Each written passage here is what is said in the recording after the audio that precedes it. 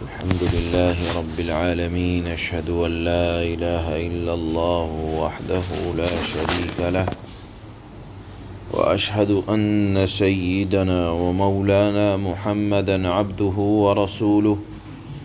أما بعد، فأعوذ بالله من الشيطان الرجيم. بسم الله الرحمن الرحيم. والعاديات ضبحا فالموريات قدحا فالمغيرات صبحا فأثرن به نقعا فوسطن به جمعا إن الإنسان لربه لكنود وإنه على ذلك لشهيد وإنه لحب الخير لشديد أفلا يعلم إذا بعثر ما في القبور وحصل ما في الصدور إن ربهم بهم يومئذ لخبير. صدق الله مولانا العلي العظيم. یہ سورہ عادیات ہے۔ عادیات کے معنی آتے ہیں تیز دوڑنے والے گھوڑے۔ چونکہ اس صورت میں اللہ نے تیز دوڑنے والے گھوڑوں کا تذکرہ فرمایا اور ان کی جانثاری کو ذکر فرمایا، اس لیے اس سورت کا نام سورۃ العادیات رکھا گیا۔ اس سورت میں کی شروعات میں اللہ نے 5 مجاہدین کے گھوڑوں کی قسم کھائی ہے۔ چونکہ عرب کے لوگ جہاں یہ قرآن نازل ہو رہا تھا ان کے نزدیک ان کے سواری گھوڑے کی بڑی اہمیت تھی۔ وہ لوگ ان گھوڑوں کی اصل نسل کو بہت اچھی طرح سے جانتے تھے، ان کی خوبیوں کو جانتے تھے۔ ایک سرمایہ رکھنے والا آدمی گھوڑوں کو اپنے ہاں ضرور پالتا بھی تھا اور وقت ضرورت مجاہدین کی اس سے مدد بھی ہوتی تھی۔ اللہ نے بات سمجھانے کے لیے جنگی گھوڑوں کی مثال سے کام لیا۔ اللہ تعالیٰ نے جانوروں کے اندر بھی بہت سی ایسی خصلتیں رکھی ہیں جو انسان کے لیے بھی پسندیدہ خصلتیں ہیں۔ پہلے تو یہاں اللہ نے 5 قسم کے الگ الگ گھوڑوں کی چالوں کی قسم کھائی، اور مقصد یہ ہے قسم کھانے کا کہ دیکھو ایک جانور جس کے اندر عقل اور سمجھ اتنی نہیں ہے جتنی اللہ نے انسان کو دی ہے، اپنے مالک کا کس قدر فرما بردار ہے کہ مالک کھانے کے لیے تھوڑا سا چارہ، تھوڑا سا دانہ، تھوڑی سی گھاس دے دیتا ہے، اور وہ گھوڑا ہے کہ اپنی جان کی پرواہ کیے بغیر نیزوں تلواروں کے اندر اس طرح گھس جاتا ہے کہ لگتا ہے کہ اپنے آپ کو ہلاک کر ڈالے گا، لیکن کمال اس کا یہ ہے کہ اپنے سوار کو بچانے کی بھی کوشش کرتا ہے اور دشمنوں میں بھی گھستا ہے۔ تو ایک وہ جانور جس کے مالک نے اس کو تھوڑا سا چارہ دے دیا، تھوڑا سا دانہ ڈال دیا، تھوڑی سی گھاس ڈال دی، وہ اس کا اتنا اطاعت اور فرما برداری میں آگے بڑھ گیا کہ جان کی پرواہ کیے بغیر کبھی تو صبح کو دوڑے جا رہا ہے، کبھی ہانپتے ہوئے دوڑ رہا ہے، کبھی ٹاپ مار کر ریتیلی یا پتھریلی زمین پر جب چل رہا ہے تو اس کے پاؤں سے میں جو نعل آہنی لوہے کی لگی ہوئی ہے، پتھر پر جب رگڑ لگتی ہے تو اس سے آگ نکلتی ہے، یعنی چال ایسی ہے کہ چلتے ہوئے پتھر پر سے آگ کو نکالتا ہوا چلتا ہے۔ فالمغیرات صبحا، صبح کے وقت عربوں کا دستور یہ تھا کہ رات میں آرام کرتے اور صبح سویرے کہیں حملہ کر دیتے کہ تاکہ دشمن جو ابھی خواب غفلت میں ہوگا اس کے اوپر اچانک سے یہ حملہ کر دیا جائے۔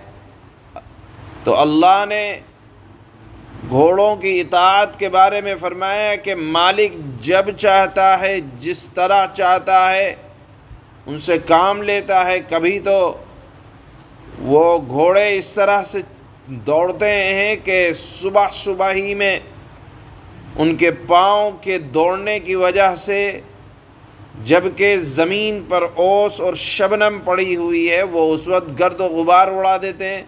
فوسطن بہ جمعا، اور کچھ گھوڑے ایسے ہیں کہ جماعتوں میں جا گھستے ہیں، یعنی ایسے وفادار ہیں کہ مالک نے ذرا اشارہ کیا اور فرما برداری میں اپنی جان کی بازی لگا دی۔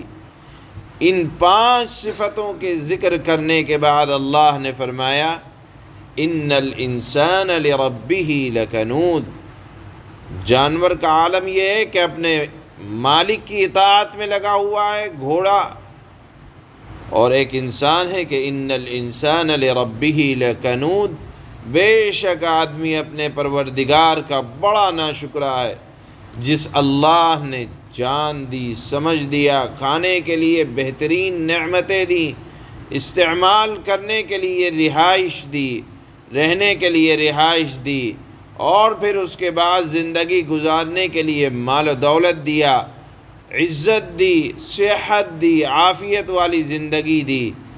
اس انسان کو کیا ہو گیا ہے کہ وہ اپنے رب کا بڑا ناشکرا ہے، وہ گھوڑے سے بھی سبق نہیں لیتا، چونکہ عرب، میں نے پہلے بتایا کہ گھوڑوں کے بڑے دلدادہ تھے اور قرآن انہی میں نازل ہو رہا تھا، لہذا اللہ نے ان کے سامنے مثال کے طور پر اس طرح کی مثالیں رکھی جس سے بات ان کو سمجھ آ جائے۔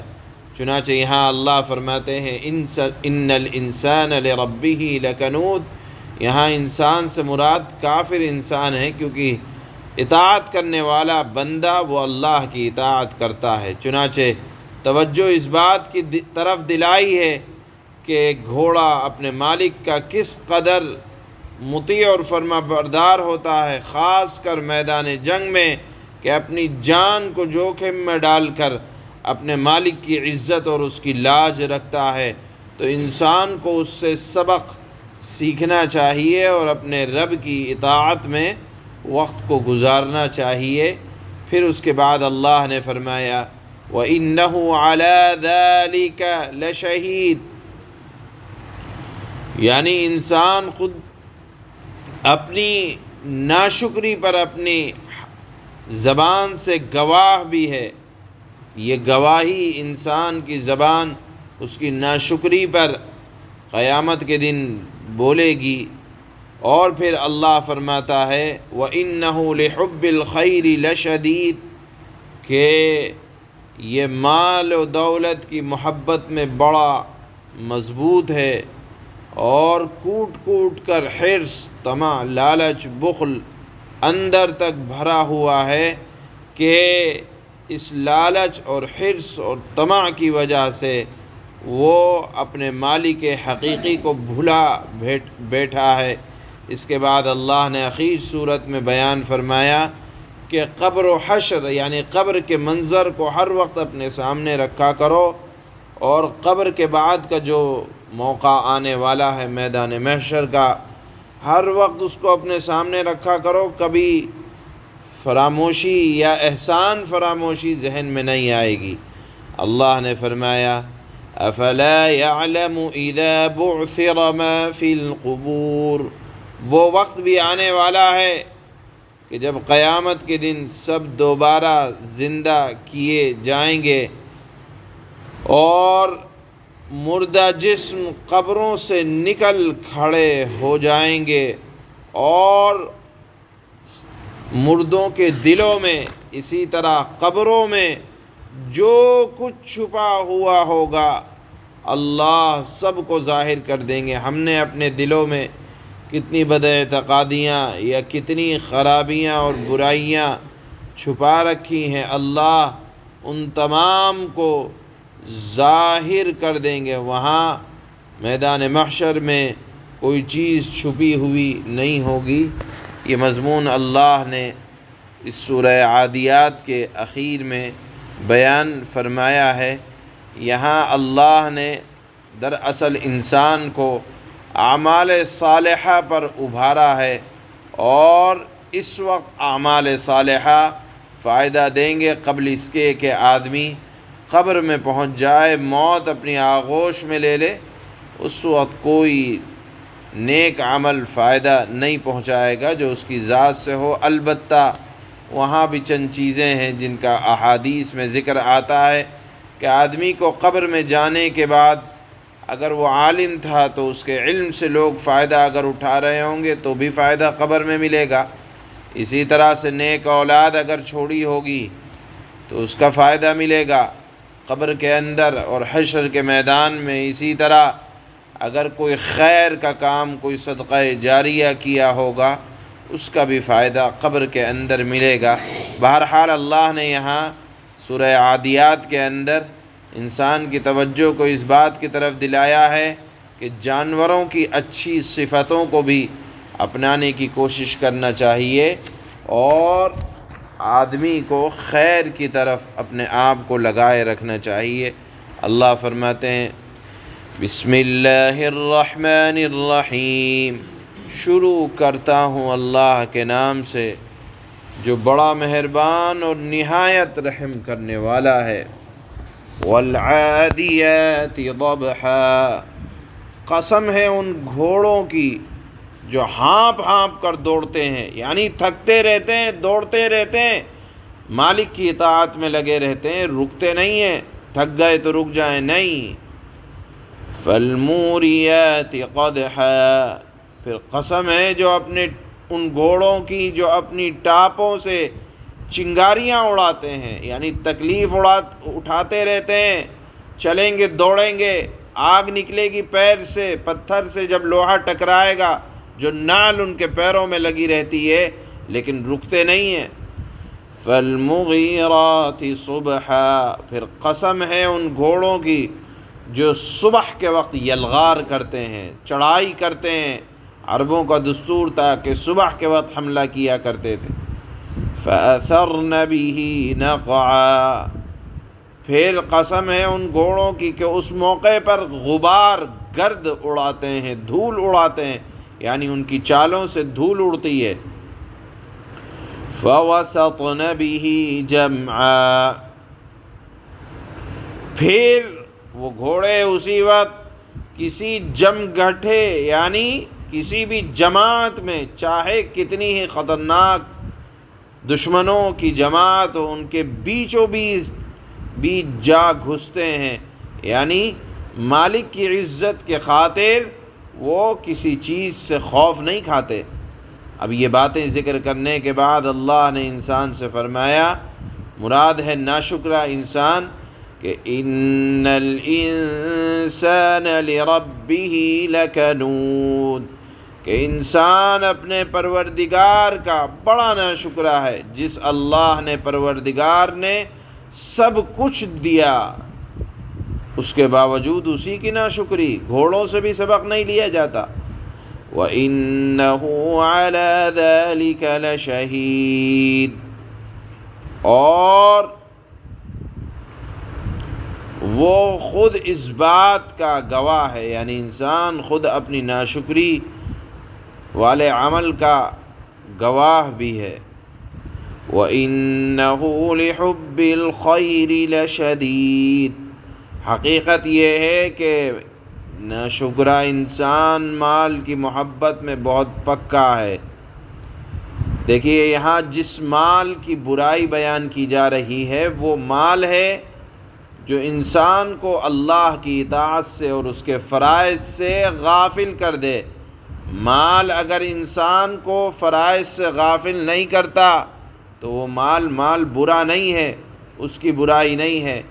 وہ مال برا ہے جو انسان کو اطاعت سے پھیر کر نافرمانی پر لگا دے۔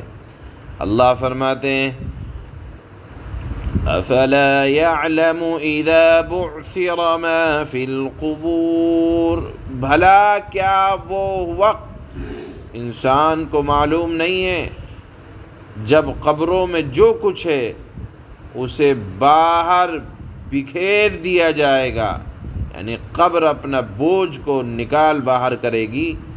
وحصل ما في الصدور، اور سینوں میں جو کچھ ہے اسے ظاہر کر دیا جائے گا۔